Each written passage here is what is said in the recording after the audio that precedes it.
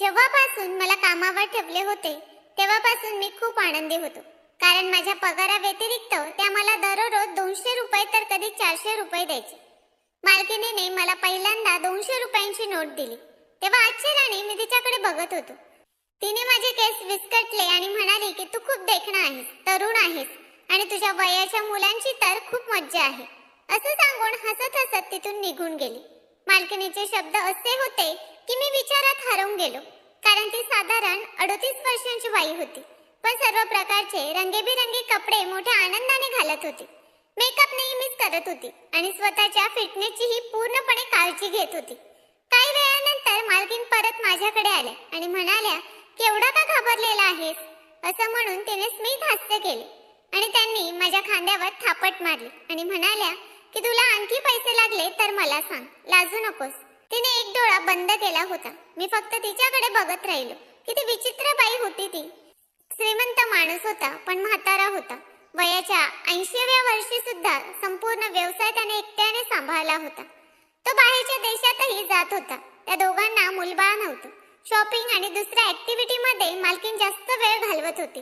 कधी ती पार्टीला जात होती तर कधी आपल्या मित्रांसोबत पिकनिकला जात होती.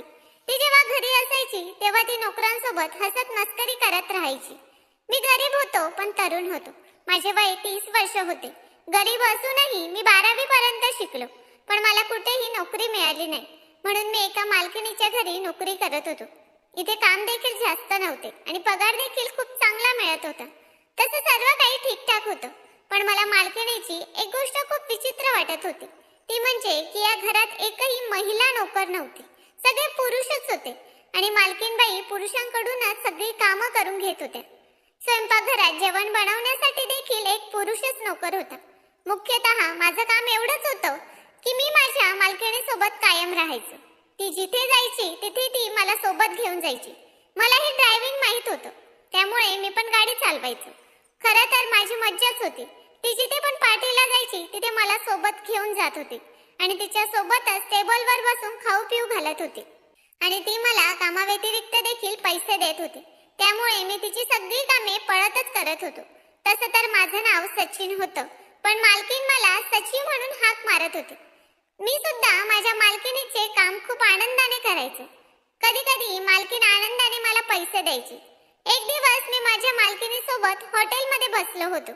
त्या गप्पा मारण्यासाठी कोणाची तरी वाट बघत होत्या, पण त्याने मालकिनीला सांगितलं की ते कुठल्या तरी महत्त्वाच्या कामात गुंतले आहेत, त्यामुळे ते येऊ शकत नाही. ते ऐकून मालकीन स्तब्ध झाली आणि मला म्हणाली की चल सची, आज मी तुझ्याशी गप्पा मारते.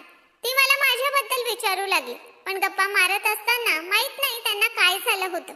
त्या सतत माझ्या चेहऱ्याकडे काळजीपूर्वक बघत होत्या आणि मला अचानक म्हणाल्या की जा, आपल्यासाठी 2 ब्लॅक सिगारेट घेऊन ये. ते ऐकून मला आश्चर्य वाटलं होतं, कारण यापूर्वी त्यांनी माझ्याकडे अशी मागणी केली नव्हती. मी गेलो आणि 2 सिगारेट घेऊन आलो. एक सिगारेट त्यांनी मला दिली कारण की मी स्वतः सिगारेटचा शौकीन होतो. मी दिवसातून 2-3 तरी सिगारेट पित होतो. पण मला आश्चर्याचा धक्का तेव्हा बसला जेव्हा मालकिनीने स्वतः आपल्या तोंडात सिगारेट घातली आणि लायटरने पेटवली. माझी मालकीन सिगारेट ओढते याचं मला आश्चर्य वाटलं. मी माझ्या मालकीनला सिगारेट ओढताना पहिल्यांदाच पाहत होतो. ती सिगारेट ओढणाऱ्यासारखी धूम्रपान करत होती, पण माहित नाही सिगारेट पिताना ती कसल्या खोल विचारात गडली होती. मी माझ्या मालकिनीकडे बघत होतो, पण त्यांची नजर माझ्याकडे नव्हती, तर माझ्या मागे बसलेल्या टेबलवर खेळली होती. कितीतरी वेळ ती डोळे बंद न करता कुणाकडे तरी बघत होती. मी वळून पाहिले तर एक तरुण मुलगा आणि एक मुलगी तिथे बसले होते. त्यांना बघून असं वाटत होतं की ती मुलगी डेटवर आली आहे आणि आपल्या घरी स्थळ आणण्यासाठी जबरदस्ती करत आहे. पण तो मुलगा सतत काहीतरी बहाणे सांगत होता. आपल्या गरिबीचं रडगाणं गात होता. माझ्या लक्षात आलं की मालकिनीची नजर फक्त त्या तरुणाकडे होती. ती सतत त्याच्याकडे पाहत होती आणि थंडपणे उसासा टाकत होती. सिगारेट पीत असताना अचानक मालकिनीचे डोळे ओले झाले. त्यानंतर तिच्या डोळ्यातून अश्रू वाहू लागले. तिने हाताने डोळे चोळले आणि माझ्याकडे बघितले. तिने पटकन आपली नजर सोडली आणि म्हणाली की सिगारेटच्या धुरामुळे डोळ्यात पाणी आलं आहे. पण हा ओलावा तिच्या आवाजातही दिसत होता. कुठून आला ते कळत नव्हतं, पण आज मालकीन मला खूप उदास वाटत होती. नाहीतर नेहमीच त्या हसत राहत होत्या. मी मालकिनीला म्हणालो की चला आपण घरी जाऊया. तर त्या म्हणाल्या की ठीक आहे.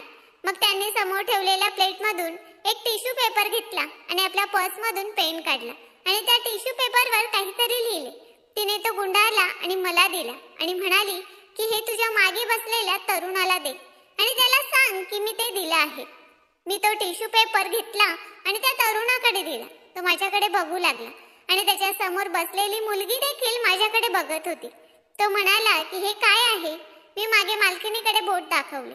मी म्हणालो की ती माझी मालकीण आहे, त्यांनीच हा टिश्यू तुमच्यासाठी दिला आहे. त्या मुलाने मागे वळून मॅडमकडे बघितलं आणि हसला.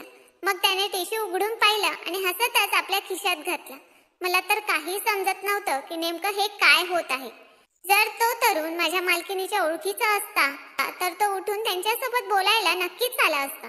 जर तो अनोळखी होता तर त्याच्या समोर एवढी सुंदर मुलगी बसलेली असूनही तो माझ्या 38 वर्षांच्या मालकिनीला का फ्लर्ट करत होता, जिच्या वाढत्या वयाच्या खुणा तिच्या चेहऱ्यावर दिसू लागल्या होत्या. टिश्यू पेपरवर नेमकं काय लिहिलं होतं ते मी बघितलं नव्हतं. काहीतरी नक्कीच गडबड होती. ती मला म्हणाली की चल, माझे काम झाले. त्यांचं बोलणं ऐकून मला आश्चर्य वाटलं. त्यांचं कोणतं काम झालं होतं? काही वेळानंतर आम्ही घरी परतलो. मालकीन घरी येताच झोपण्यासाठी निघून गेला. मी पण घरी आलो आणि मी माझ्या बेडवर झोपलो. पण झोप काही लागत नव्हती. सारखं सारखं हॉटेलचं तेच दृश्य माझ्या डोळ्यांसमोर फिरत होतं. त्या तरुण मुलाचा चेहरा माझ्या डोळ्यांसमोर येत होता. मला जेमतेम झोप लागलीच होती की तेवढ्यात मला पार्किंगमध्ये गाडी सुरू झाल्याचा आवाज आला. मी घड्याळात पाहिलं तर रात्रीचे 1 वाजले होते. मी विचार करू लागलो की कोण आहे आणि एवढ्या रात्री उशिरा बाहेर जात आहे. मला तर झोप येत नव्हती म्हणून मी उठलो आणि लॉनच्या दिशेने चालू लागलो. जेव्हा मी लॉनच्या तिथे पोहोचलो तेव्हा मला दिसले की गाडी खूप वेगाने गेटच्या बाहेर गेली होती. माझी मालकीण गाडीत बसलेली होती. मोकळे केस आणि फुल मेकअप करून ती तिच्या वयापेक्षा खूपच लहान दिसत होती. मला आश्चर्य वाटत होतं की ती यावेळी कुठे जात होती. वॉचमॅन दार बंद करतच होता की तेव्हा मी वॉचमॅनकडे आलो आणि म्हणालो की यावेळी मॅडम कुठे चालले आहेत.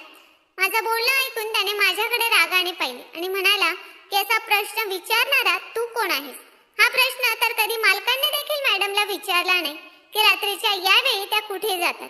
मॅडमला कधीच त्यांच्या गोष्टीत हस्तक्षेप केलेला आवडत नाही.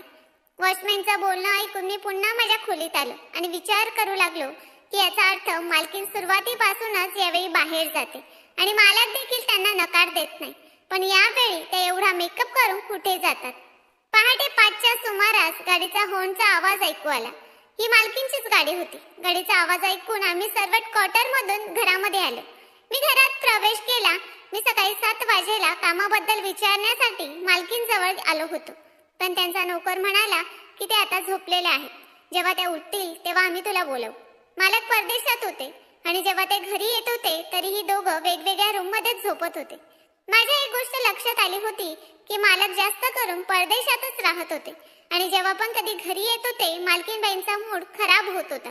मी कधीच त्यांना मालकांशी हसून बोलताना बघितलं नव्हतं.